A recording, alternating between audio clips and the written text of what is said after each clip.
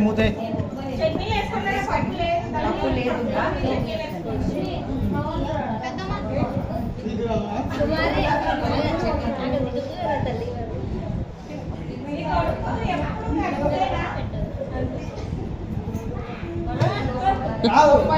మీరు మైండ్ ఎట్లా చేసింటే అన్ని మిగిలిపో ఇప్పుడు బాగా